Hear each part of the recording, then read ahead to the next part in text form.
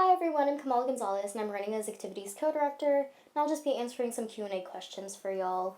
So our first question is, what do you know about friendship games? How will you go about playing friendship games since there has not been an in-person one in 3 years?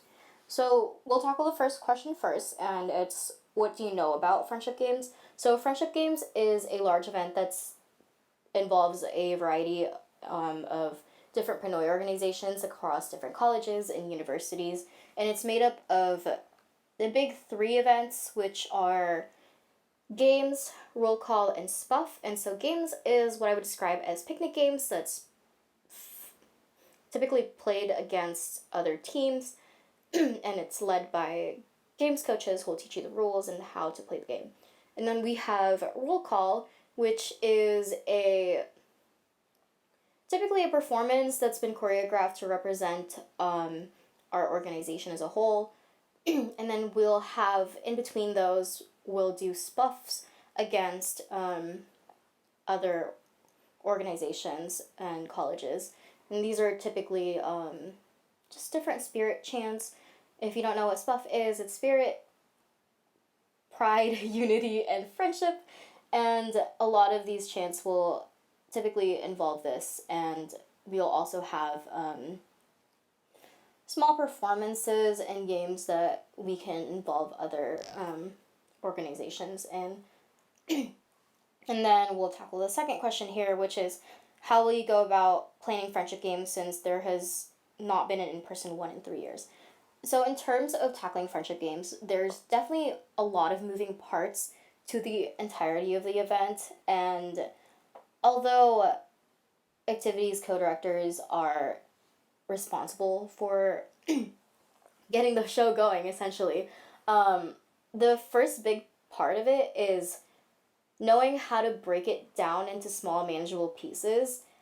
And the biggest things really are transportation and lodging, and then in terms of the events themselves, it's finding appropriate games coaches, choreographers, and our spuff masters, so we can have, as a collective, like a cohesive image around our themes and to essentially know what we're doing. That's what all of the different coaches and volunteers will do.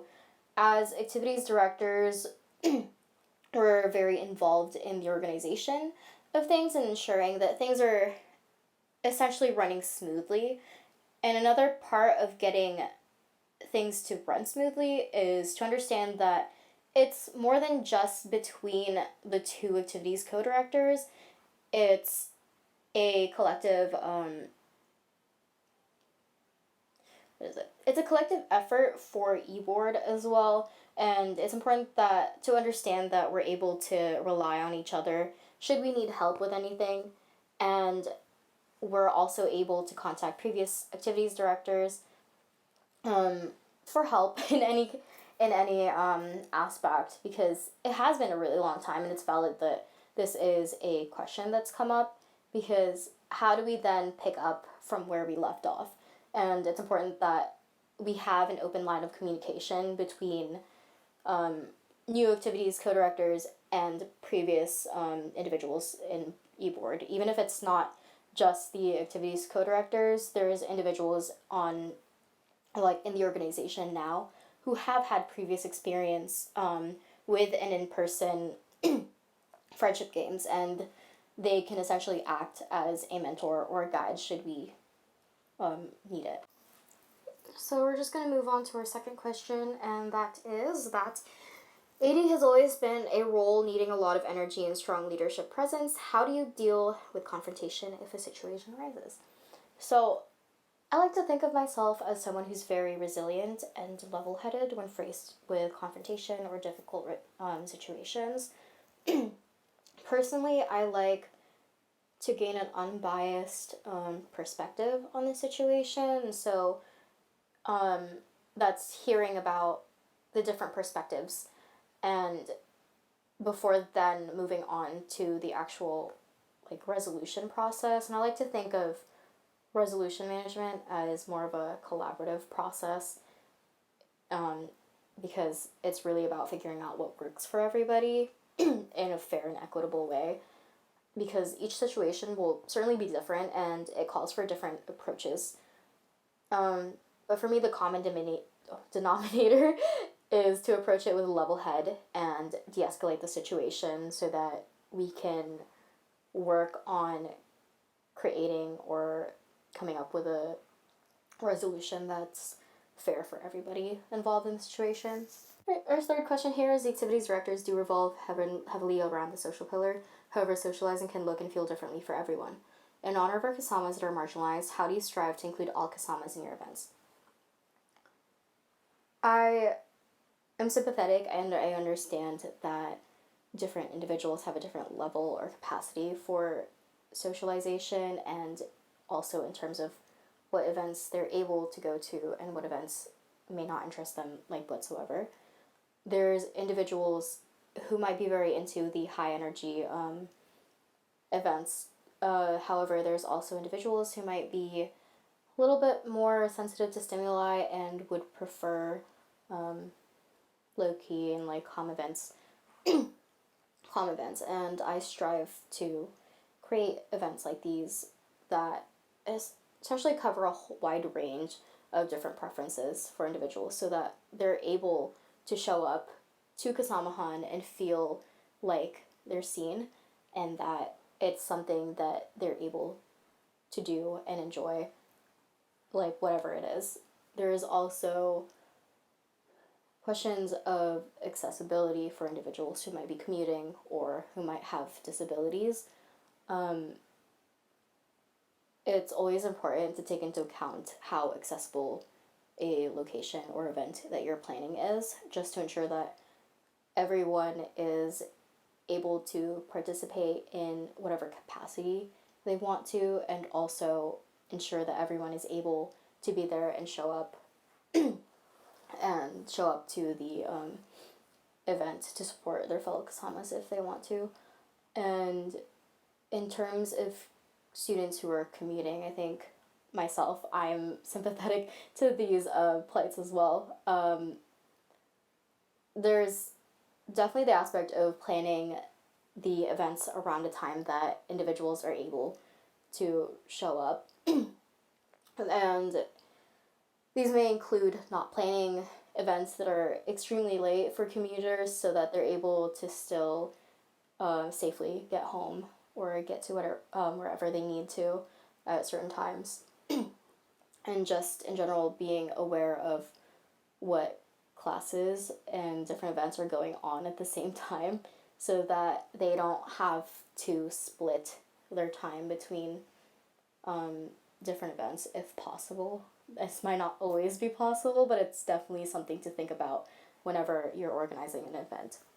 This fourth question is, prior to this year, this role was typically handled by one person.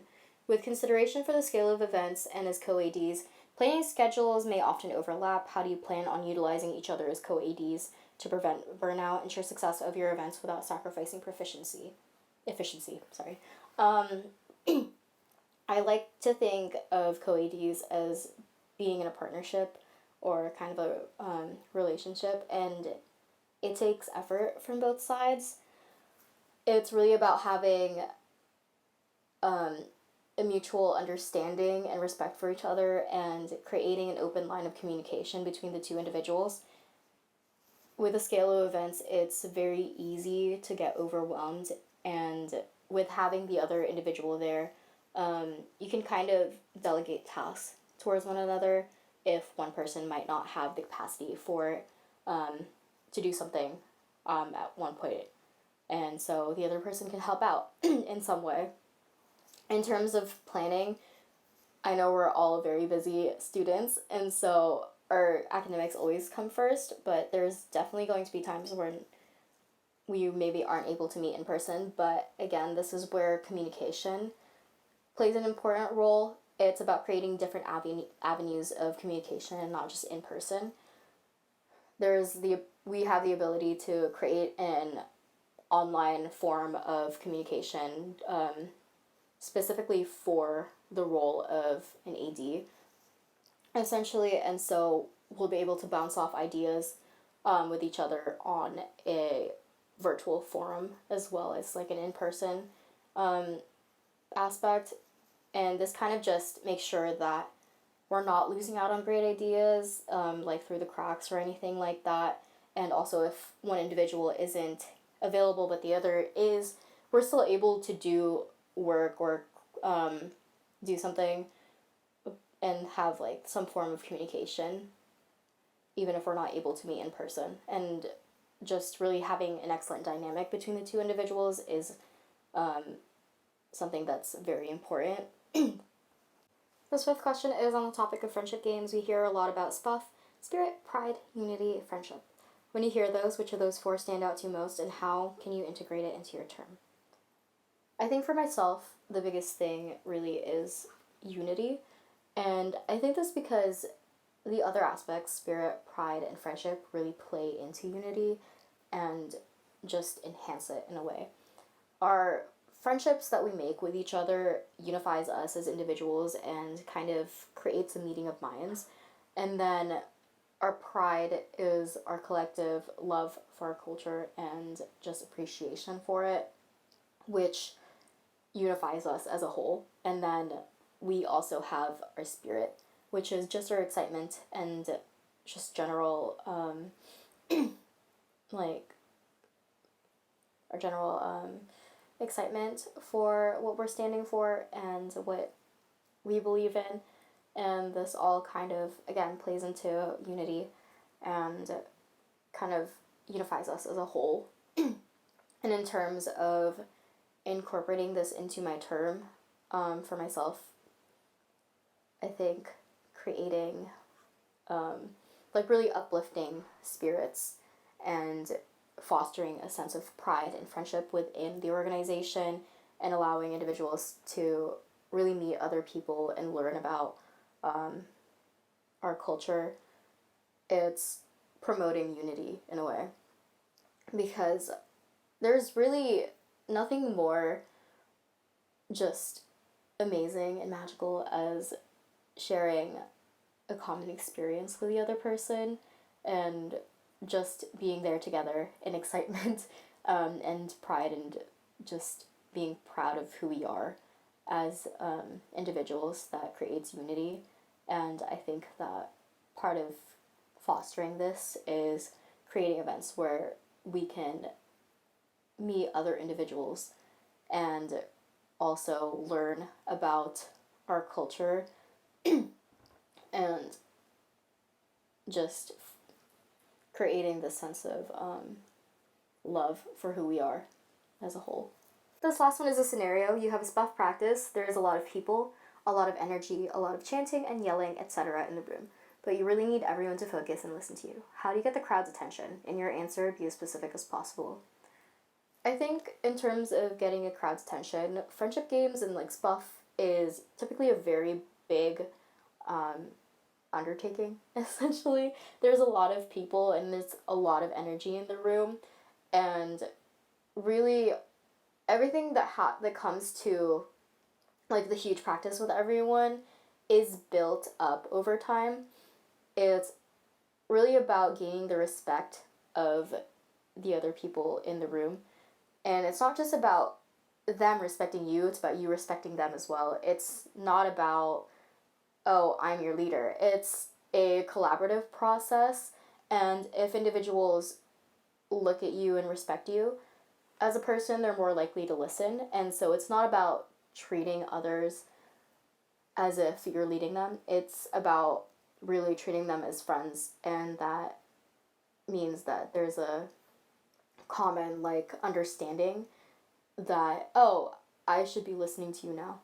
Like, this isn't like anything against the other person. This is something that we're all collectively working towards. And so if we have one common goal in mind, then we're able to understand each other better and know when to listen. And as a leader, it's also important that you're taking in the